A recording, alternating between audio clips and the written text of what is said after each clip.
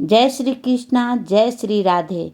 आप सभी को पौष मास की पूर्णिमा की ढेरों सारी शुभकामनाएं। आज हम आपको पौष पूर्णिमा के बारे में बताएंगे। पौष पूर्णिमा कब है, क्योंकि 2026 की यह पहली पूर्णिमा है। किस दिन पूर्णिमा का त्यौहार मनाया जाएगा और चंद्र भगवान को कैसे अर्घ्य दिया जाएगा, किस तरह सत्यनारायण भगवान की पूजा होगी, यह सब तमाम जानकारियाँ हम आपको इस वीडियो में प्रदान करेंगे।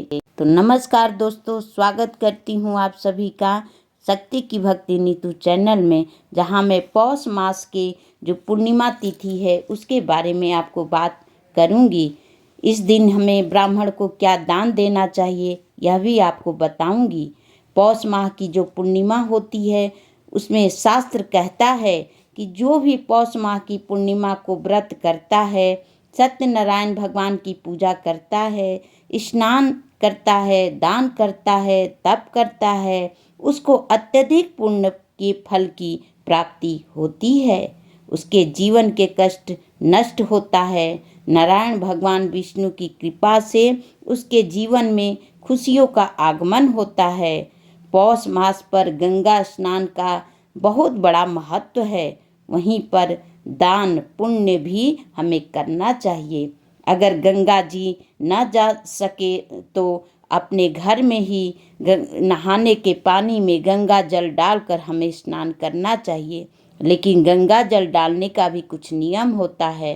पहले अपने बाल्टी को साफ और स्वच्छ करें, फिर सबसे पहले गंगा जल डालते हैं, उसके बाद जल डालिए और काला तिल डाल करके स्नान करिए और हर हर गंगे बोलते हुए स्नान करिए। यह स्नान कल्याणकारी स्नान होगा। इसके बाद साफ स्वच्छ वस्त्र पहने और आप अपने प्रतिदिन की पूजा को करें और मंदिर की साफ सफाई करके अपने भगवान को स्नान कराएं, फिर पूजा पाठ रोज की तरह करें।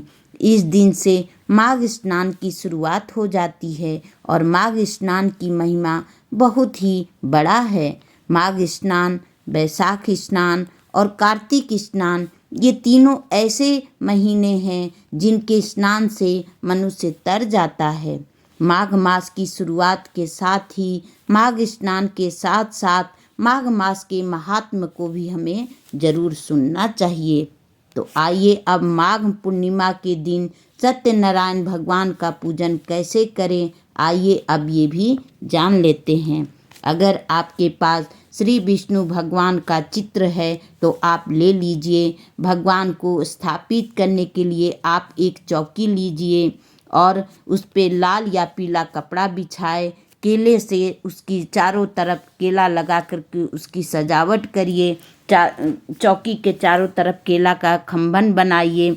उसके बाद सारे पूजा की सामग्री का व्यवस्थित कर लीजिए। भगवान के पूजा के लिए रोली, मौली, पान, सुपारी, इलायची, लौंग, फूल, नैवेद्य, फल, धूप, दीप आदि सारी सामग्रियों को एकत्रित कर ले।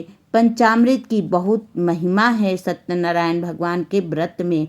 भगवान को स्नान भी पंचामृत से ही कराया जाता है। भगवान के भोग के लिए पंजीरी की भी आवश्यकता होती है, इसलिए हमें पंजीरी जरूर बनाना चाहिए। आटे की यह पंजीरी बनाई जाती है। केले का भी अवश्य प्रयोग करना चाहिए।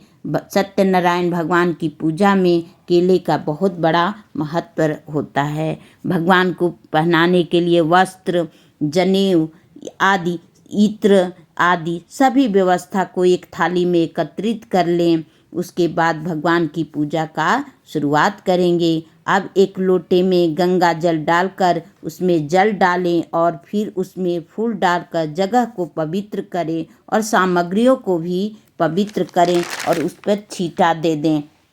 भगवान विष्णु की प्रतिमा को स्थापित करके वहाँ पर घी का दिया जलाएंगे। वहाँ भगवान के दाएं हाथ के तरफ दिया रखेंगे और बाएं हाथ के तरफ धूप रखेंगे।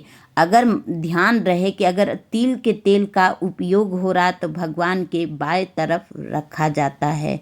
इस प्रकार दिए को स्थापित करेंगे और अपना आचमनी करेंगे। फिर तिलक करेंगे, और अगर बहनें हैं तो वो सिंदूर करेंगी, और जेंट्स हैं तो वो तिलक करेंगे चंदन का। फिर भगवान को षोडशोपचार द्वारा, क्योंकि सत्यनारायण भगवान की पूजा कर रहे हैं तो षोडशोपचार द्वारा भगवान की पूजा करें। धूप दीप नैवेद्य भगवान को चढ़ाएं।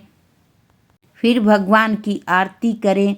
भोग लगाने पहले, आरती के पहले भगवान को भोग लगाया जाता है, फिर आरती की जाती है। आरती के बाद एक छोटा सा हवन करें, और चाहें तो आप पंडित को बुला करके भी यह पूजा करा सकते हैं, और अगर आप पंडित को नहीं बुला सकते तो सामान्य रूप से आप अपने घर में सत्यनारायण भगवान की पूजा कर सकते हैं। फिर सत्यनारायण भगवान की कथा सुनिए, भगवान को कथा सुनिए और भगवान को भोग लगाएं, और तुलसी दल भगवान के भोग में, सभी भोगों में तुलसी पत्र जरूर डाल देना चाहिए।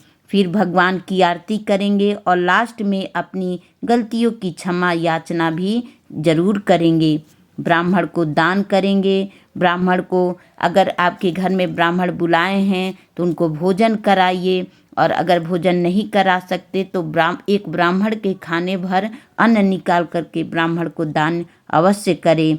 गीता का 7वां अध्याय पढ़ सकते हैं, और फिर शाम को चंद्र देव भगवान को अर्घ्य देंगे। शाम की पूजा करने के पश्चात सभी जगह दीप दान करेंगे, तुलसी जी को दीप दान करेंगे, और फिर उसके बाद चंद्रदेव भगवान को अर्घ्य देंगे। अर्घ्य के लिए चंद्रदेव भगवान को एक दीपक जलाएं, और जल में काला तिल और फूल अक्षत ये सभी चीज़ें डालकर चंद्रदेव भगवान को अर्घ्य दीजिए। अर्घ्य देने के पश्चात आपका व्रत का आप पारण कर सकते हैं। याद रहे कि बहुत लोग फलाहार करते हैं और बहुत लोग मीठा भोजन करते हैं, तो यह आप देख लीजिएगा कि आप जैसे करते आए हैं उसी तरह से करिए, भगवान की कृपा उसी से प्राप्त होती है। तो आइए अब जान लेते हैं कि पूजा की पूर्णिमा का किस दिन मनाया जाएगा। तो पूर्णिमा की जो तिथि है वो 2 तारीख को शाम 6:53 से शुरू होकर के 3 तारीख को 3:32 तक रहेगी। इसलिए उदया तिथि को देखते हुए 3 जनवरी पूर्णिमा को पूर्णिमा तिथि मनाई जाएगी, और व्रत आदि उसी दिन किया जाएगा। दान पुण्य जितना भी है सब उसी दिन किया जाएगा। तो इसी के साथ मैं अपने वीडियो को यहीं पे विराम दूंगी, और आशा करती हूँ कि आपको हमारी वीडियो अच्छी लगी होगी, हमारी दी हुई जानकारी आपको अच्छी लगी होगी। तो अगर अच्छी लगी है तो प्लीज़ इस वीडियो को और मित्रों के साथ शेयर करिए, चैनल को लाइक करिए, शेयर करिए, सब्सक्राइब करिए, और बेल आइकन को दबाना तो बिल्कुल ना भूलिए, ताकि मेरी वीडियो की नोटिफिकेशन सबसे पहले आपके पास पहुँचे। तो जय श्री हरि विष्णु, जय श्री राधे, जय माता दी, जय हरे कृष्णा।